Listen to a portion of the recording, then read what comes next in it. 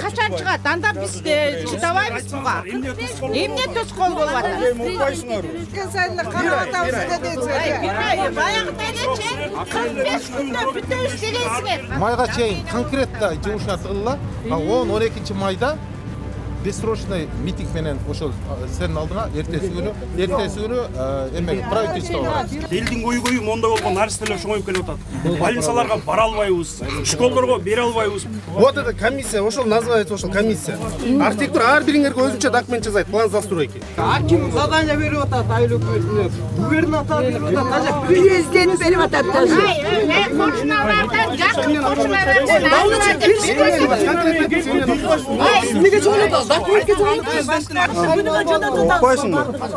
Ошол кишиге деле ушул эле сөздү айтып атабыз, мына жакында карайбыз деп. Анан ошонун үстүнөн азыр кызыл китеп чыгат деп туруп, сразу өзүнүн киши тиги 100 кишиге жанакы Эралиев дегенди киргизди. Анан дагы 100 кишиге жанакы тиги Жыпаргүлден катынды киргизип койду да. Талашып атат жерде.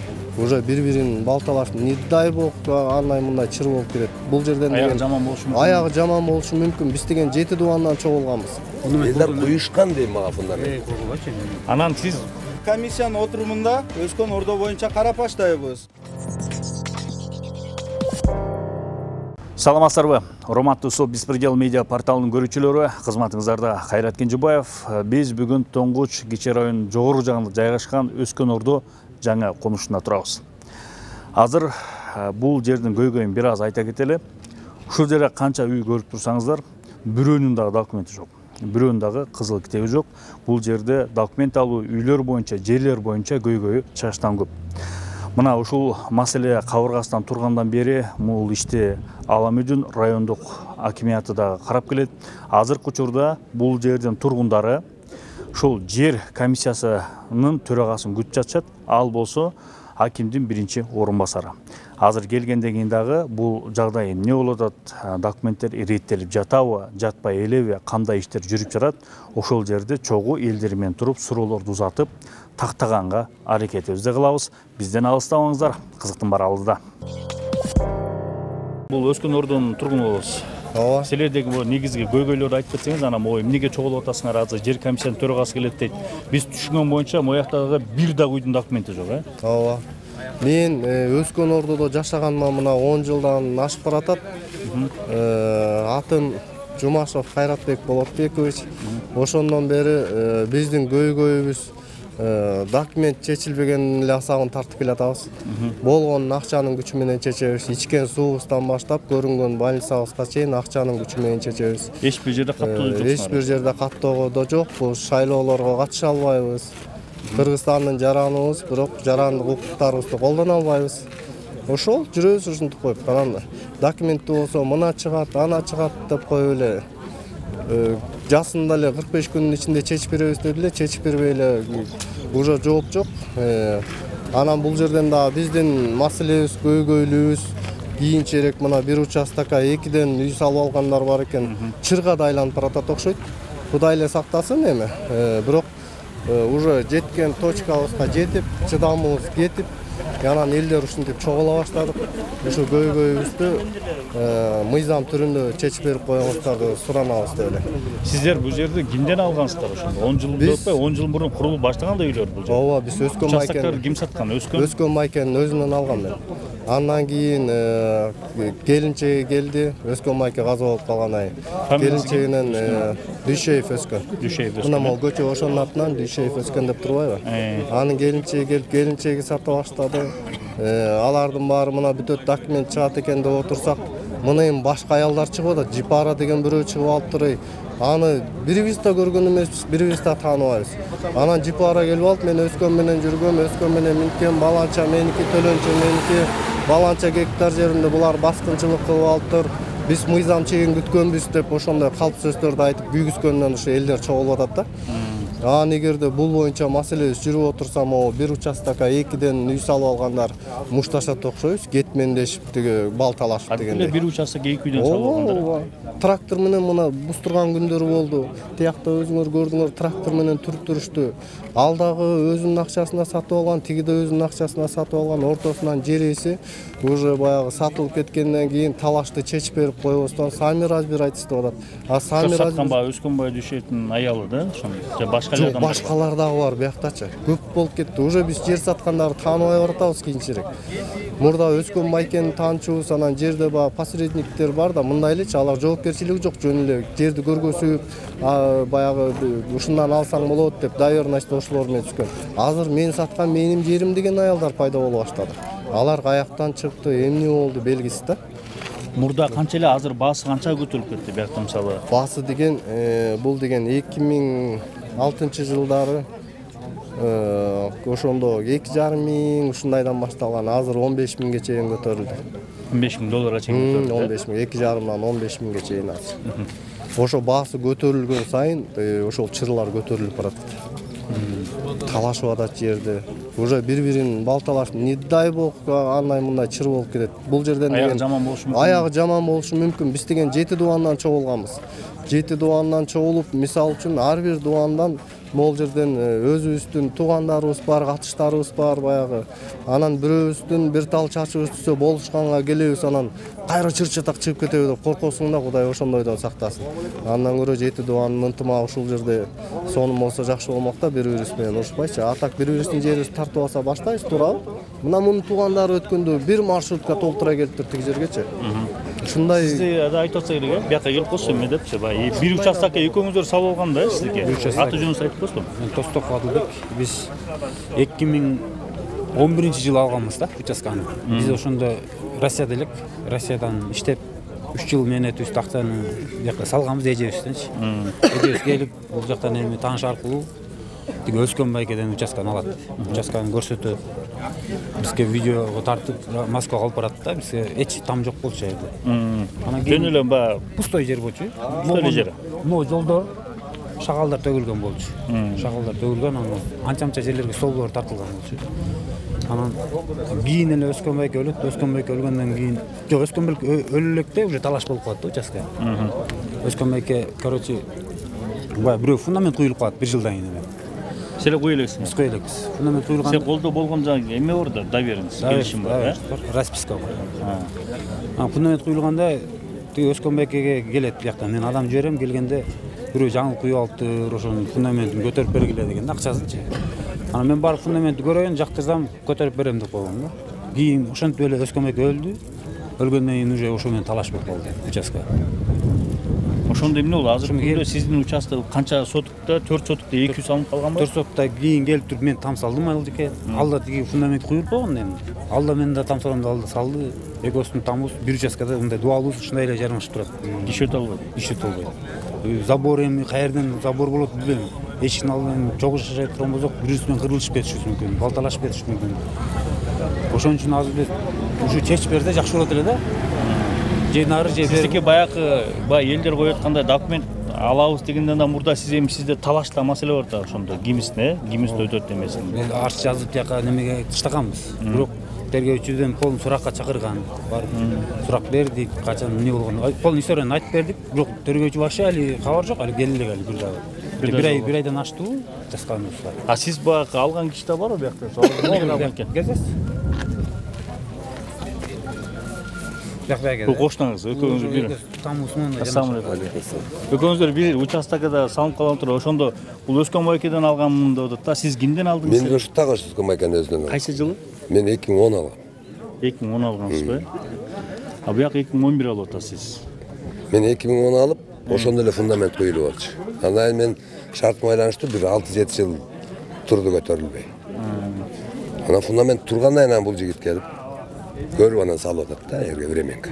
Эми үй салып алгандан кийин 1 жылдан фундамент куюлду да. 2011 1 жылдан кийин. Алганда пустой эле жер болду. Пустой эмес, фундамент бар болчу да. Кудайга карагыла. Ами сен карабасың Кудайга.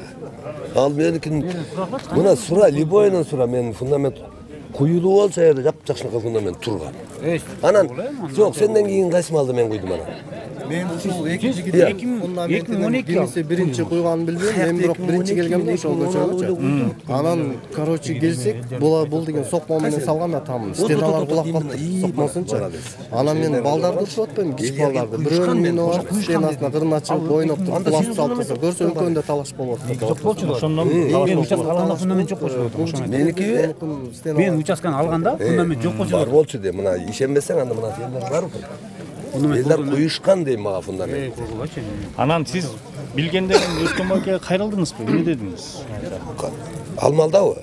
Алмалда эч кандай талаш эмес болчу да. Бул быйылтыр эле келип талаш. Бул жак тиги Өскөнбайгенин Алмалда эч кандай туугандар болот да. Ошол себептен эле Өскөнбай кимге ким тууган?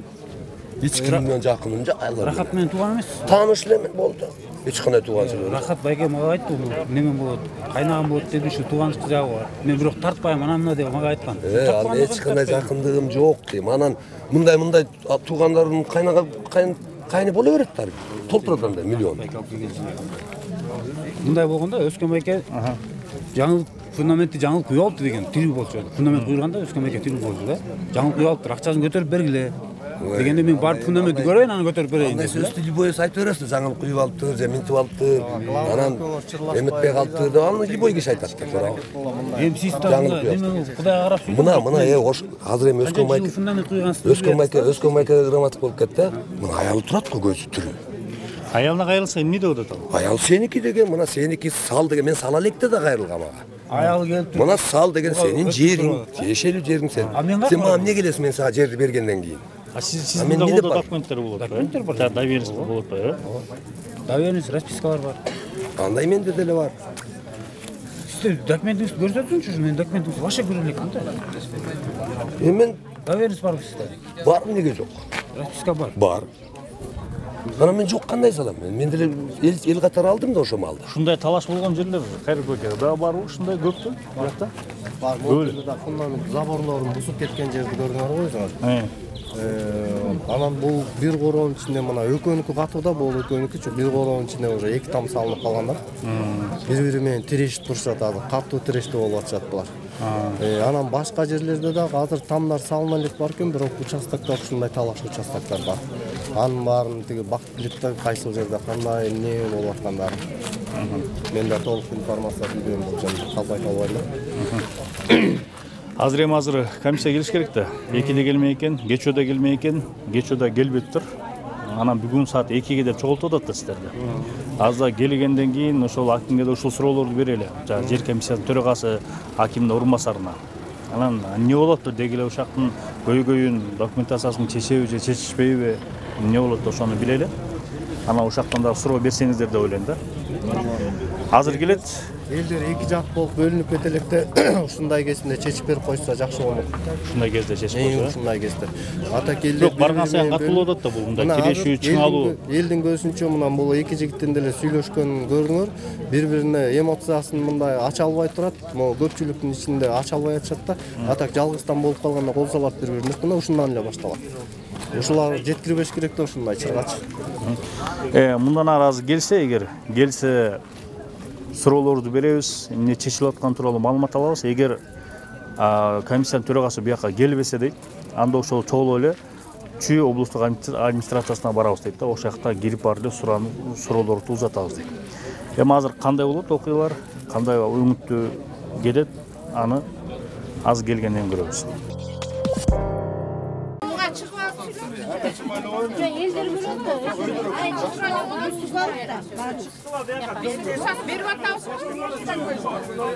Ben ошондой эле эже, ошондой эле сүйлөбөсүн кыйнабайлы.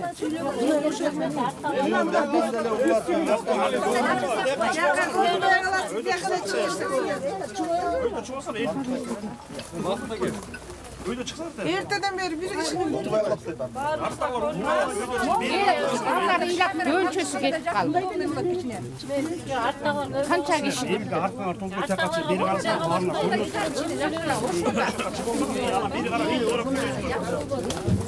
Саламатсыздарбы, урматтуу Өскөн Ордо конушунун жашоочулары.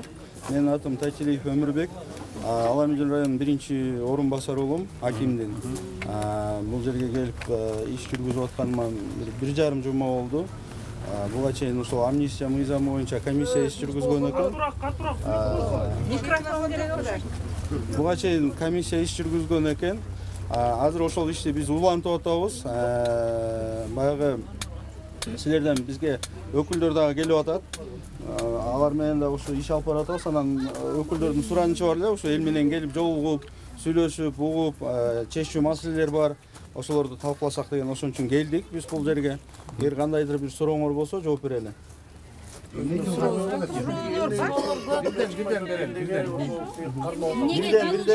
сүйлөйлү. Вообще жылыш жок, эч кандай. Бир жылда. Ошол эле суроо. Негизи документ алыш керек, чыгыш керек. Баарыбыздын эле сурообуз бир. Антесе бунун хозяины Дина келип алып азыр тетиги өзгө макина саткандар. Бүт эч кимге бербейм деп кызыл китеп чыгып атат, акча накладка бересиңер деп атат. Барбы? Жана дольщиктер барбы бул жерде азыр? Жок, келген жок да, алар келген жок да. Эч ким келбейт алар. Бияк мына 10 жылдан бери мен айтып берейинби сизге? Бул мындай да. 2008-жылы. Билесиз эми. Бул эми мындай да. Азыр мен бир суроо берейин. Баарыңыздар акимиятка арызыңарды тапшырдыңар беле? Тапшырылган бүт. Ооба. Болду, тапшырылган бүт. Жашап аткандар. Анан ошонун үстүнөн азыр кызыл китеп чыгат деп туруп, сразу өзүнүн киши тиги 100 кишиге жанакы Эралиев дегенди киргизди. Анан дагы 100 кишиге жанакы тиги Жыпаргүлден катынды киргизип койду да. А биякта 10 жылдан бери жашаган элчи. Бүт кошуналар бири-бирин тааныйт. Ал жөнүндө маалымат бар бияктын. Жок, сөрөнү айтып коелу деп атабыз да эмичи баягы. Атак 10 жылдан бери жашаган эл. Накладка эмне кыласыңар бири-бирине? Жок, бул эмне түрткө берип атат? Качан? Биринчи күндөн баштап чыгабы же чыкпайбы? Же дагы кой тургула 5 күн, 10 күн деп айтасыңарбы? Качан чыгат? Анда биз чыдабайбыз буга. Эмне тоскоол болуп атат? Жашадык биз делечи. Кыйналып кеттик. Садыр Жапаров деле барып, биздин ажообуз деле барып, эл үчүн иштеп, Майнцага чейин барып, Моякка чейин эл үчүн келип иштеп атат. А сиздерге эмне түрткө берип атат? Эмне кармап атат? Айтыңызчы. Эмне тоскоол болуп атат? Эмне үчүн Садыр Жапаровдун 27-пунктун алып салганга байланыштуу же ошол 27-пунктту киргизе албай атасыздарбы? Аштан. Андай эмес, мындай кыскача эле суроочу, мындай болуп атат. Киргизе албай атасыздар. Могу Өскөн Ордонун документи чыгабы, чыкпайбы? Документи чыгат. Качан? Азыр могу келаткан 10 жыл болду биз жашаганыбызга. 10 жылдан бери. Келаткан жумада ушул комиссиянын отурумунда Өскөн Ордо боюнча карап баштайбыз. Өткөндө бир карадык, бирок бизге баягы схема застройкиси келе элек экен. Андан тышкары 2 мекемеден заключение келе элек экен. Бирөөсүнөн келди, азыр бирөөсүнөн дагы эртең адилет понедельник күнү. Кимдин күнөөсү боюнча Жемел укпайсызбы эже? Аягына чейин жооп берейин, анан сурооңорду бергилечи, макулбу эже? Понедельник күнү Жемелдин надзорго госрегистрден алган документтердин негизинде айыл өкмөт башчысы тапшырат. 1-2 күндүн ичинде, негизи азыркы чыккан мыйзамдын негизинде 3 күндүн ичинде алар бизге жооп бериш керек. Эгер 3 күн ичинде жооп бербесе, алардын жообу баягы канааттандырарлык деп эсептеле берет. Биз ошонун негизинде карай беребиз. Эгер 3 күндүн ичинде бизге ошол земель надзордон жооп келбесе. Ошол баягы заключениялардын баары толук болгондон кийин буга чейин список түзүлүптүр, туурабы? Список менен баарыңар тааныштыңар да, туурабы? Ошол списоктарда маселеңер болуп атабы? Бар болуп атпайбы? Эралиев уланга чыгып калып атпайбы? Ал 100 кишиге бир Эралиев улан, да 100 кишиге жанагы Жыпаргүл. Жыпаргүлгө. Жок, алар эмне болот? азыр келмечи. Жаңыртылдан кийин айыл өкмөттөн келип кыдырып жазып кетпедик беле ар бир строение. Ошол список бизде турат. Азыр 37-9-ту ошол боюнча кармап атабыз, список боюнча. Биз райондук комиссия протокол чыгарып бергенден кийин 1 айга общественное оповещение деп коет, айыл өкмөткө келебиз. Ошол биринчи жазылган строениялар кимге тиешелүү болсо, ким салган болсо, эң биринчи кимдер салынган деп. Жаңы жылдан кийин текшербедик. Ошол списокты илебиз. Андан кийинки жазган арыздарды болсо андан кийинкисин карайбыз. Кимдин участогуна ким жазды? Анан ошондо такталат. Ким билирсиң? Качан келген сайын карап атабыз дедиңиз. Баягыда элечи 45 күндө бүтөбүз дегенсиңер. Келген сайын карап атабыз дейсиңер. Кечириңизчи, мен суроо берип алайын. Бири-бириңерден кагаз алгыла деди. Аны жазады. Аны эч ким текшерген жок. Бул эл силерге ончукпу. Ким? Айыл өкмөтү Бир кишиге документ чыгылган. Дегенсиңер, 45 күн эмес, азыр 65 күн болду. Сауырдусаңыз азыр мындайда эже сауырдусаңыз жок, сауырдан кетип калдык өзүнчө. Кагазарды чогултуңар, чогултуп. Сауырдан жакшы эле сауырды болгонсу. Ушу кыргыз элине рахмат. Комиссия тургула сүйлөп алсын. Эмне болуп атасыңар? Эмнеге чогулдук? Эмне тускул болуп, эмне атат? Эми сындай нормальный бир статус алып алып жашаган новостройка болобузбу же болбойбузбу? Мондай деп жооп бербейм мен, Ким? Биз баягы эмки жумада понедельник адилет баягы эмесин тапшырса, запрос тапшырса, ошонун жообу 3 күндүн ичинде келсе, бул 4-чү күн деп билдирет да, туурабы? Биз 5-чи күнү отурумдан карайлы. Анан жума бүтүп калат. Жок, укпайсыңарбы? Угасыңарбы? 5-чи күнү мыйзамдын жолу менен айтып берейин мен. Биз 5-чи күнү комиссиядан карайлы. 5-чи күнү комиссиядан карагандан кийин, эгер заключениялар туура болгон болсо, эгер комиссиянын чечими туура чыкса, ошонун негизинде 30 күндүк баягы общественное оповещение деп коет. То есть баягы ошол списоктарыңар айыл өкмөтүнүн зданиясына илиш керек. Анан дагы списокты ушул Өскөн Ордонун бирлерине илип берели. 30 күндүн ичинде ошол список менен макул болбогондор болушу мүмкүн да, туурабы? Списокто мен жок болуп калыптырмын, менин участогума башка бирөө жазылып калыптыр деген суроолор болушу мүмкүн, туурабы? 30 күндүн ичинде силер комиссияга кайра кайрылышыңар керек, эгер ошондой случайлар боло турган болсо. Жок, андай жазылган эч элестеш. Силер укпайсыңарбы? Мен иштеп атканыма 1,5 жума болду деп атам, эже. Жок, бул адилет канчадан бери келип жүрөт? Билет да бул бүтпөй. Силер угасыңарбы? Укпайсыңар. Положение ошондой, 1 ай илинип туруш керек ал.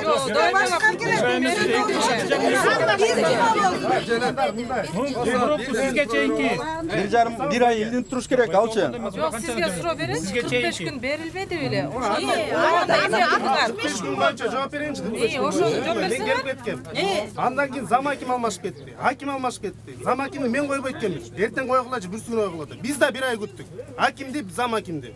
Зам аким уксаңыз, байке, эжеке. Уксаңыз, председатель комиссия, зам аким, биринчи зам аким. Ал жок, эчтеке жумуш кыла албайм. Жөнөн отурдук. Суроо. Ар бир зам аким ошол кезде силер жумуштан сурабы билеңер. Мисалы биринчи зам аким 45 күндө иштеп илинет. Эми биз колубуз байланып экен да, зам аким жок. 45 күндө илинет. Үчүн канча зам аким алмашыш керек? Мен карасам, болуш үчүн канча сен акимсиң, айыл өкмөтсүң, сен зам аким, Октябрьский район. Силерге сурок коюлганбы жокпу? Коюлган эмес. Коюлган, биринчи майга чейин коюлган буларгачы, апрель айына чейин. Точнобу? Болбосо бүт барыңар жоопкерчиликте жооп бересиңер деп. Чотко да. Андан бери 1 айдан ашты. Садыр Нуржоевич ошондой эме берди. Эмечи, силергечи условия менен эле давай. Майга чейин конкретно жумушка тыгылла. 10-12 майда бессрочный митинг менен ошол сенин алдыңа эртеси күнү эме правительство барат. Жок, условия мен карасам, кандай? Жок, сен болбосо кызматың өткөрүп бер, дагы башка бирөө кызмат. Мен өз кызматымды кылып атам. Сен өзүң сага сурок коюлган. Жок, казыр эмес. Комиссия мен эмесмин. Бул бир. Жок, анда эмне келди, сен чече болсуң. Жок, сен чечесиң. Байке мындайда. Кете бересиңер. Жакшынакайлы айтып берип атсачы. Жок, уксаңыз байке, эмне болуп атасыз? Жакшынакайлы айтып атпайсыз.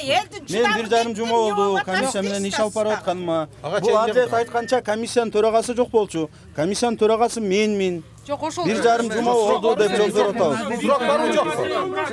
Сурок барбы жокпу? Мынча чай бүтүргүлө деген. Мен эмнени айттым жана? Жана айтпадымбы? Пятница күнү келаткан жумада карайбыз дебедимби? Майга чейин 1 ай күтүп атпайсызбы? Пятница күнү карасак, мыйзам жана жобого ылайык 1 ай ровно ал деген официально илинип туруш керек. 30 күн 6-7 ай болду. 30 күн ал көрүнүктүү жерде айыл өкмөттүн зданияларында анан дагы бир жерге болсо ушул жерге илебизди отпойсузбу дагы бир ошол списоктор илиниш керек жана амнистияга Буга чейин эмне болду? 45 күн Силерге сурок берилген. бир жарым жыл болду деп атпаймынбы келгениме угуп атасызбы мен замакин болуп келгениме бир жарым жыл болду деп атам ошондон келгенден бери иш алып барып атам деп атам Элдерге эмне деп? А сизге өткөрүп берген жокпу?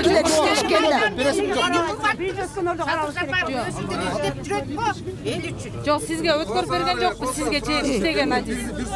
Ооба, берип алыңыз. Биздин жумушту өткөрүп берген жокпу? өткөрүп берген үчүн карап атам да мен ошон үчүн айтып атам Ал эчтеке кылынбаптырбы анан? Эчтеке кылынбаптырбы? 13 мекемеге запрос кеткен экен убагында 13 мекеменин 2 мекемеси жооп бере элек экен ошонун бирөөсү жооп берди эми бирөө калды ошол жака запросту атлет понедельник алып барса 3-чү күнү жообун алат же 4-чү күнү 45 күн эмес, 2 ай. комиссия жаңы эле болду Сурокты сурагыла конкретно. Кайсы сурокто бүтүрөсүңөр? Жок, сурок мына Биз тапшырган документтерди Ушунча жерди албадык, анан кайра башка кишинин фамилиясына чыкпайбы биздики? Чыкпайт ачкандай. ошон үчүн мен айтып атпаймынбы эже ушул көрүнүктүү жерге бир айга илебиз деп атпайбызбы ошон үчүн эгер талаш тартыштар болсо силер комиссияга кайрыласыңар Эмечи, өткөндө мына акимчиликке бардык, биз ошол жерде отурдук. Аким силерге эме койду, талап койду, туурабы? Жеринен барып комиссияны түзгүлө суббота күнү деди, жеринен барып тактагыла деди, туурабы? Ар бирде адлет, анан силер бүгүн баягы элге жолукканы келдиңер, бирок бүгүн силер ушул моякты келип такташыңар керек болчу. Туурабы? Келип такталган жок. Азыр. Анан негизи бул жерденчи аким жакшы тапшырманы берип атат. Кудайга шүгүр жакшы тапшырма. Бирок айыл өкмөт адлетсине жылыш болбойт. Сөз ачык ошол болот. Элдики мисалы көйгөй ошол жерде да. Мына бул жерден бүгүн силер келип конкретно акимдин сөзү эсти силерге багы неме болгон болсо, багы аткарышыңар керек милдет болсоңор, бүгүн жанакы комиссияңар менен келип ар бир үйдү тактап, ким жашайт, ошо тактап кетиңер. А биз ошого мына жардам берели деп могу жерде жигиттер күтүп турганбыз силердичи. Анан силер болгон бир эки барак менен келдиңер да мындай туруп калгандар бизге мындай күлкү келерлик болуп калды. Биз азыр тактайт го дегенбиз да. Жок, анан азыр мындай кылалы, косар элдер. Мындайма адлет. Макул, бүгүн өткөндө ошо багы нерабочий күндө эле тиякта иштеп атабыз, биякта иштеп атабыз дейсиңер, чеки шатада иштеп атабыз дедиңер. Хорошо. Мына эртең деле дем алыш, эртең деле иштейсиңер да, туурабы? Өткөндө биз уктук эми багы нерабочий иштегиле да. Давайте эртең келгиле, комиссияңар менен келгиле, могу жерде каждый житель өзүбүз немесин тактап берели. Мисалы мен билем, ким канча поштаны тактап келип, ар ким өз поштасы менен эметип эле, жанакы тил катты да биз дайындап койгонбуз бири-бирибизгечи. Биз баарынан эл даяр. Просто силерден эле бир эме керек да. Кыймыл болсо биз мына мо деле колуңаргачы коюп берип коебуз документтичи. Дагы бир суроо берип атсаңыз, сиз жаңы келдим деп атпайсызбы? Бул жерде элдин көйгөйү эмне болуп атат? Элдин көйгөйү монда болгон наристелер чоңоюп келип атат.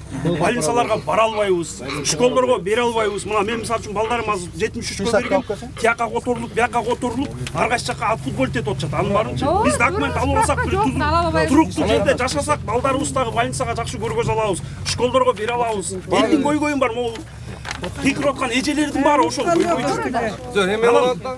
3 күн ары деп ойлоп 3 күндөн жылып кете беребизби? Эртерээк иш алып бара калат. Мен дагы бир токоттор жерде сөздү айтып коеюн. Зам аким алмашкан менен кажет жок. Бул жерде адлет сизде болуп атат. Кептин баарычы. Сизде болуп атат. Жетпей элдин мына биздин айылдын балдарынан алып Мына биякта 1,5 жума болду. Мына 1,5 жума болду келгенде. Бул кишиге эмне суроо беребиз? Суроону биз сизге беришибиз керек бул жердечи. Жок, адлет. Уктум мен сизди да уктум. Жок, бул киши материалды өткөрүп жетчелеген жок. Эмнеге бүгүн ченеген жокпуз? Биз списокты азыр тактап отурдук. Госрегистр тактап берди. Границаны отургузуп берди. 37-9 границасында канчасында арест турат, канчасында жок. Кайсы границада турат? Биз архитектура тапшырабыз бул списокто. Архитектура ар бир үйдү ченеп отургузат. Вот это комиссия, ошол называется ошол комиссия. Архитектура ар бириңерге өзүнчө документ жасайт, план застройки. индивидуально. Аресіне екен. Андан кейін индивидуально деп айтып атканда жана 30 күн өткөндөн кийин силердин ар бириңерге уведомление беребиз. Жанагы ошол арыз тапшырып бизге кайрылган жарандарга ар бириңерге уведомление аны түшүнөбүз. Бизде мындай бир дабыр суроо бар да. Биз мунугу эң биринчиде жанакы өкмөттөн жана кадастрлар келип могу жерлерди ченеп антиминтип кетти. Анан эле ортодо алда турамыз каша болуп калып кайра дабырды бердик. 2 кетти мына ошол нерсечи. Андан кийин кайра заявление жазып айыл өкмөткө бердик. Дагы документ жоголду айыл өкмөттөн. Чөтө ошол акимчиликтен. Списагыңарда болуп атабы. Списак жоголду. Эки списак жоголду. Эмнеге жоголот айтпайсыңбы? Эмнеге жоголот жооп берсиңер. Дина менен Жипаркул менен кандай мамилең бар ушуну айтчы.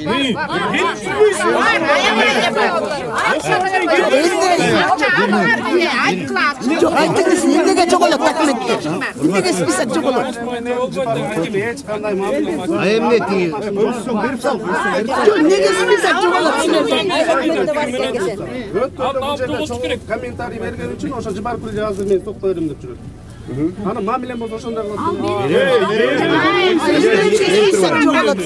Урматтуу заманчылар. Аким задание берип атат айыл өкмөтүнө. Губернатор берип атат. Даже Президент берип атат даже. Кошуналардан жакын кошуналардан Эмнеге жоголот? Документке жоголот. Биздин жумуш могу строение аты тактап чыгыш керек. Список такталганда 500 кишилик акимиятка өткөн таза. Эмне үчүн жок кана комиссия? Качан?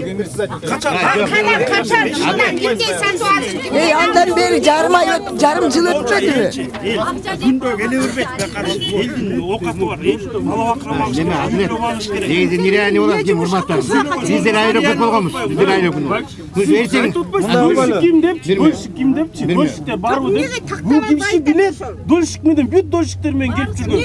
Дольщик менен келип жүргөн мына. Мындай кылалы, эртең уккула. эртең кайра сизде отуруп кайрада комиссияда отурорун. Айыл өкмөттөр эмне кылат? Айыл өкмөттөр. Биздер айыл өкмөт болуш дегенбиз. башка тияққа бар. Айыл өкмөт усуга чейин илип коюш керек эле керек. Азыр элдикичи мындай болот да, азыр жанагы санариптешип кетти го. Дажада калсак мына боюндагы келиндерчи. Учетко отура албай атат да. Ошол болот. Аябай кыйналып атат. Балдар, балдар вообще. Жок, кызыл китеп болгондо ошолор чечилет. Силарды киргизе албай атабы. Мисалы адвокат келгенден бери өскөн. Алланын ыраазы кылуу үчүн эл үчүн ошонун күнүндө күн тактайсыңар. Бир киши бир үйдө такталат. Аким тапшырма берип атат өткөндө. Жана 10 такталган ошол истеп Госреестрге тапшырманы бергиле, эртерээк мойлап китебин чыгарып берди. 5 киши такталган ошону берип атат. Силерден кыймыл болбой атат. Тактаган жоксуңар. Билет, дольщиктин бар билет. По фамилия. Мына отуруп ишей турган жери барбы? Siz söylüyorsunuz. Ayıl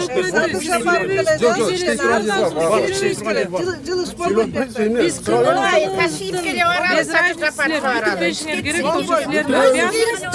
Bitiriyoruz işte 4 ay öttü.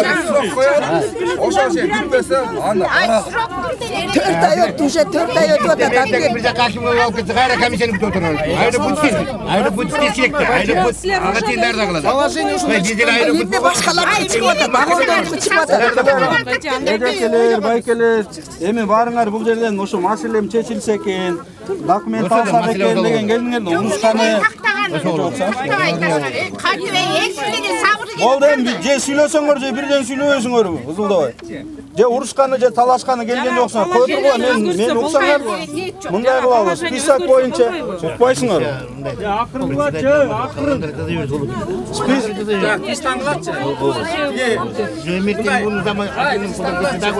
Бизде эң негизги маселе да сиз келгенсиз канча элдер укпай калды, кошуналар жыгылачы. Өскөн конушу. Мектаглар батпай укпай калды, келип. Жумуш жөнүндө айтайын деп. Мен жумуш жөнүндө айткым келет. Кандай иш алып барабыз, уксаңар, мындай кылалы. Укпай калды элдер. Понедельниктен баштап. Понедельниктен кечиресиз Замаким. Эме бизге деген эмени айтыңызчы, числосун айтыңыз. Мен ошону айтып келатам. Жок, эртең деген күндүн эртеси көп болот атпайбы? Сиз 2023-жылы понедельниктин числосун айтыңыз, биз ошол число менен. Анан эмки понедельник жылып атат. Улар менен жагылар келет, жасайбыз деп кетишет, эчтеке жок. Кайта эле бир жагы келет. 1,5 айдан бери дагы эле эчтеке. Эже отурлар, тынч болтурлар. Мына бүгүн 15 экен, 15 апрель экен. 15 апрель бүгүн. 17-синде тынч туруп 17-синде буга чейин мен специалистим айтып атат, что акимиятка именно ошо өскөн ордо боюнча 800дөн ашык арыз келип түшкөн дейт. То есть бул баягы непосредственно өзүңүздөр берген арызыңыздар туурабы? 17-синен баштап 3 күн ровно 7-ден саат эртең менен 9-дан саат 7-ге чейин ушул жерге Лебединовка айыл өкмөтүнүн жер айдиси барбы? Жер айдисин анан силерден болсо бир өкүл, акимияттан бир өкүлдү коелу. Могу жерде бир помещение орнотуп атпайсыңарбы? Бар, ошол жерден списоктарды баягы буга чейин бекитилген списоктарды карайлы. Эгер ошол жерде баягы талаш тартыш маселелер болсо, ошонун баарын 3 күнүн ичинде чечели как раз. Понедельник күнү мына адилет запросту жиберсе, 3 күнүн ичинде биз жообун алсак, мен айтпадым, 5-күнү карайбыз комиссиядан. Эгер жанагы заключениялардын баары положительный болуп келип калган болсо, жакшы болсо, туура болсо, анда биз 5-күнү чечим чыгарабыз дагы, 1-күнү, андан кийинки 1-күнү газета вторник чыгат, Вторник чыгат. Андан кийинки вторник күнү газетага чыгарганга аракет кылабыз силердин списоктарыңарды. Бирок андан кийин дагы талаш тартыш болушу мүмкүн. Эмнеге? Талаш тартыш болушу мүмкүн жана жердин ээлери менен. Потому что айтып атпайсыңарбы, бир жердин ээси 100дөн кишини киргизип атат, 5тен кишини киргизип атат деп атпайсыңарбы? Алар менен силердин любом случае талаш тартышыңар болот. До конца маселесинин чечелектер бар. Баягындай бир жерде эки кишиге саткан маселелер бар туурабы? Ошондой эле болот го. Бар. Азыр. Жана последний. Азыр. Ошол список 1 айга илинет, жобо боюнча 1 айга илинет. 1 ай илингенден кийин биз баягы талаш тартышы жоктор, мисалы үчүн сиздики талаш болуп калды да, сиздики боюнча жердин ээси келип арыз берип койду деп коелу, мисалы үчүн. Аларга биз анда пока чечим чыгарбай турабыз. Бирок талаш тартышы жоктун баарына биз чакырабыз дагы 1 күндүн ичинде уведомленияларыңарды беребиз. Уведомленияларыңарды аласыңар дагы архитектурага барасыңар. Архитектура схема застройки даярдайт. В принципе, даяр болуш керек уже. Список негизинде. Эми ал дагы бир жума занимать этет деп коелу. Схема застройки даярдагандан кийин, то есть схема застройки деген эмне? Алар архитектуранын өкүлдөрү силердин уведомленияңардын негизинде мен уведомление беребиз да, комиссиячы, мисалы үчүн баланчага комиссиянын чечими менен ушул жер участок бекитилсин, кызыл китеби берилсин дегенден кийин архитектура келет, фактически замер кылат жериңерди 4 сотокпу, 4,5 сотокпу, 4,3пу ошонун баарын ченеп, по факту отурган эмес схемасынын баарын чийип туруп, анан схема застройки жасайт. Схема застройки жасагандан кийин айыл өкмөт силерге токтом чыгарып берет. Ошону менен барып туруп кызыл китеп аласыңар. Муну молдайда бериш керек да. Туура эмес. Бу жерде жашап атат, ошого бериш керек да, документчи. Анан үстүнөн 10 жол жасап, 100 жол жасап, ал болуп жолун тура бербеш керек да. Ал боюнча анан роудудан аз коюпсаңар. Роудудан гана киши барбы азыр? Ал боюнча жооп берет.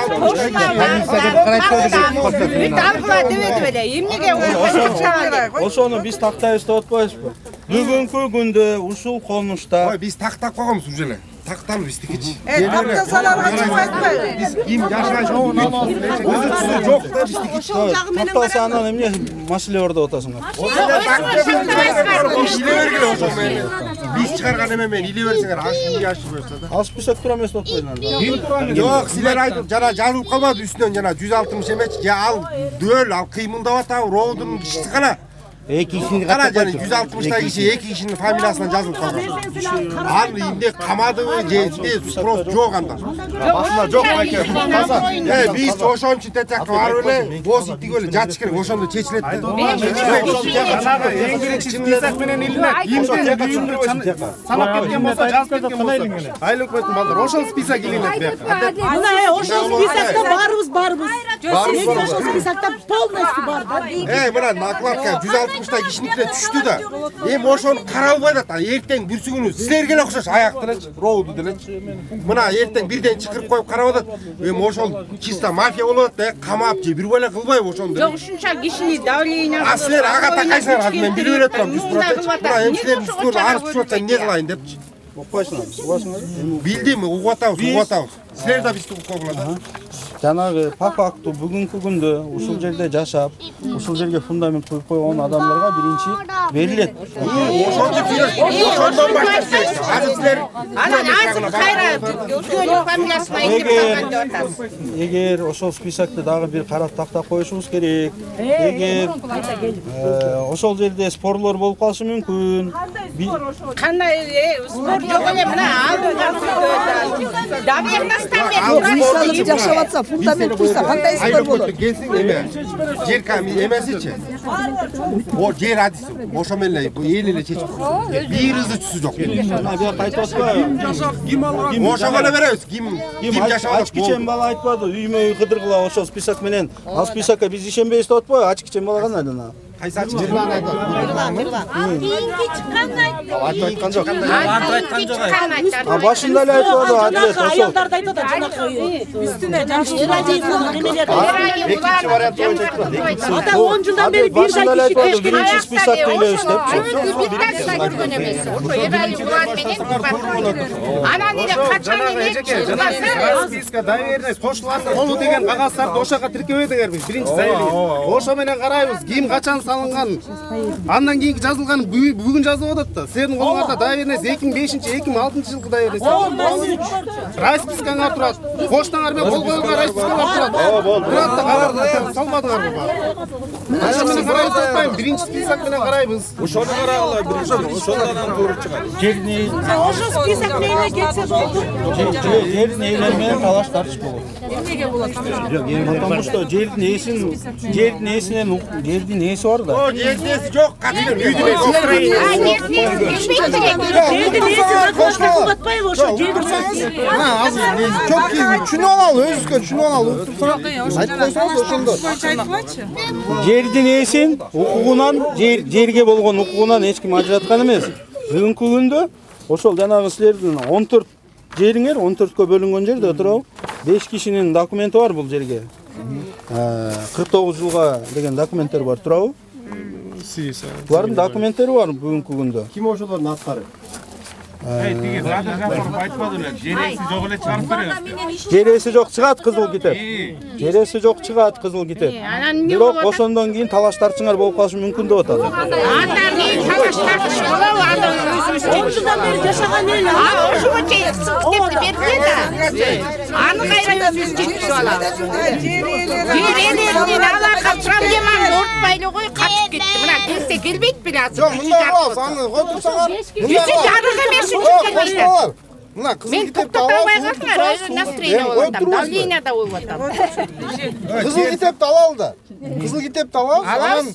Жанагы мошенниктер чыстанына чогулуп алып, Ген прокуратурага барабыз, анда ошолор тилерди жоопко тартсын. Бияк болсо комиссия өзүнүн жумушун. Ошолорго чара көрсөтүп жашагандарга комиссия беребиз деп атат. Кайда эле жересиң? Жер саткандар, жер Биз алып атканда кайда эле жересиң? Канча жол заявление түшкөн, жүрүшпөйбү азыр. Четтен камалып атат. Толтурасы камалат болуш керек. Силер бияк иштерди кыла бергиле, алар камала берет, четмейинчи. Дагы толтура камалат. алардын ровду билет да, алардын несини ишине жок болсун. Эмне түпкү берип атат? Алар жок эле ала алабыз. Эл менен Алгандан кийин проблема болобу? Кийин биз алгандан кийин тилер буктозот деп атпайбы? Биз алгандан кийин эгер алар буктозот 10 жылдан бери жашасаң, сага ким буттосот? Келсем эмне, сен барып жазасың да. Не кереги бар алар? Муну эч ким эчлете албайт. Алабыз да, неге албайт? Билебиз да. Ошода баарыбыз билебиз да. Документ берип атабыз. Кандай болсо дагычы мен оюмча жумушун башташ керек.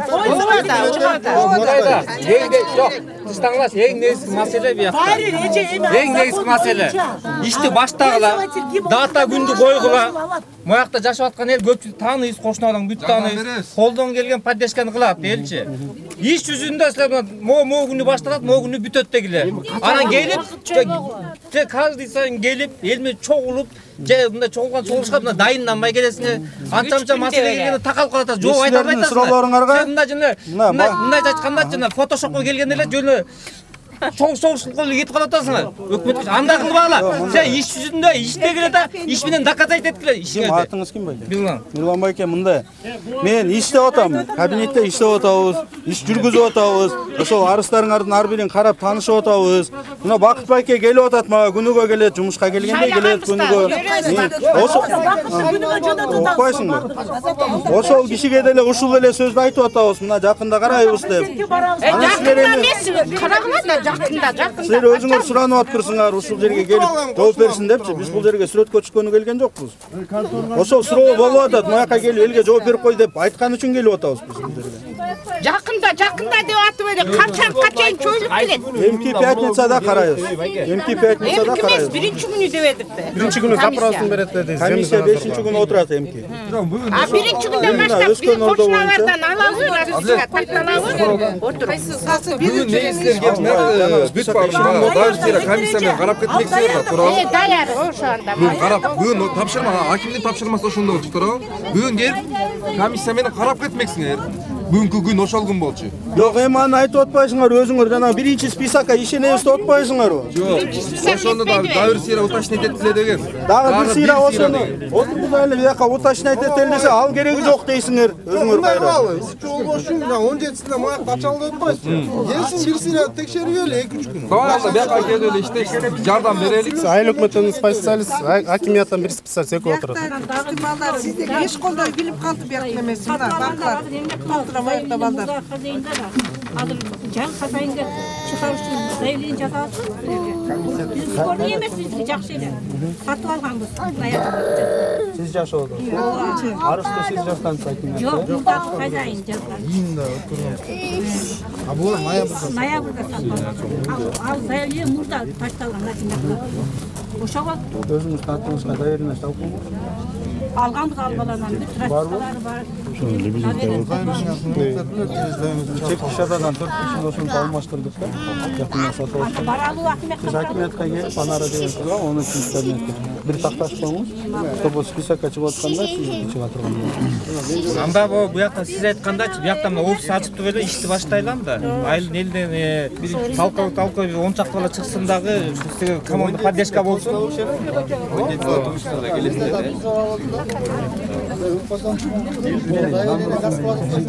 Ертеңден баштап эштеге. Биринчи күнү эмне керек бар такта. Биринчи күнү күтпөйлө. Бакыт. Күтпөгөндө эртең демалыш күнү. Эртең демалыш күнү келсин, иштесин. Садыр жапарттар демалыш күнү иштеп. Пожалуйста. Бакыт эртеңден эле башташпайбы. Эми ушунча жыл бүткөн бир туралы. Комсомольскийдин аяктагы жибек жолу ту больница мен каратып туруп бүт алып кеткен, меники бар болчу. Акимиятта жүрүп уже тажадым. Мени уже алып кеткен, мени эме бар деген список. Бирок алар өздөрү жазыш керек арызды. Мисалы үчүн Бакыт байке жерине келип сизге керекпи? Сиз жазасыз. Сизге керекпи? Сиз жазасыз. Ошо 20 киши ар бири өзү бар. Негизинде прокуратура Азат байке ар бири өзү жөнүнө келип сайын берип коюлат. Мен карап берем. Мына буякта жүрөт. Ай, Динанын эмне кереги бар бу жерде айбала? Жок, аны биз жазып коебуз. Ай, Динанын эмне кереги бар бу жерде? Эже коюп туруңузчу, мен Динанын кереги жок, бизде кошуналардын эле кереги. Тегени ушундай камап жибергенге бир Келмеген Бака жок. Кырсаларын жабайын.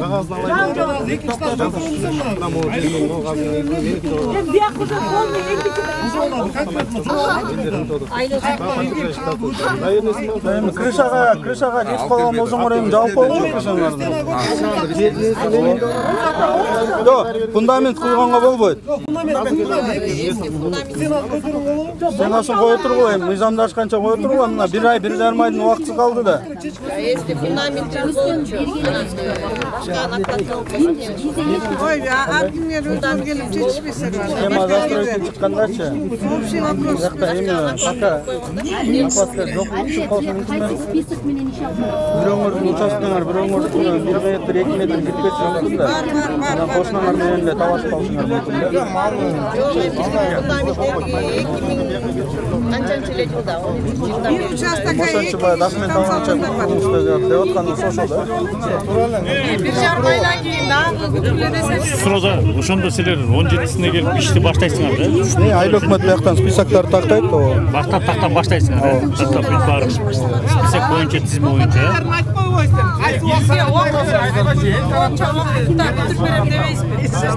Того тер жери кандай десиз?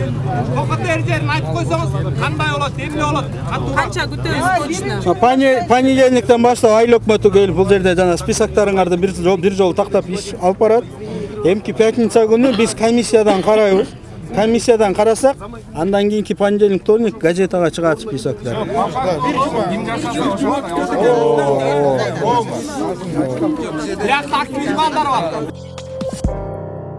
Урматтуу биздин көрүүчүлөр, өзүңүздөр көп болдуңуздар. Мынакей аз деле болсо Аламүдүн районунун акиминин биринчи орун басары элдер менен жолугуп атат, элдердин көйгөйүн угуп атат. Өздөрүнүн талаптарын коюшту. Биз түшүнгөнү боюнча жакынкы 1 жуманын аралыгында бул өскөн ордудо ушул жашоочуларды тизмесин тактоо боюнча комиссия өзүнүн ишин алып барат экен. Айыл өкмөттөн, акиматтан кишилер келип дал ушул жерге отуруп ишин жүргүзөт. Айыл тургундары дагы өзүнүн колунан келген баардык жардам бермекчи. Биздин Сто Беспредел каналдагы бул иштин жүрүшүнө көзөмөл салып турмакчыбыз.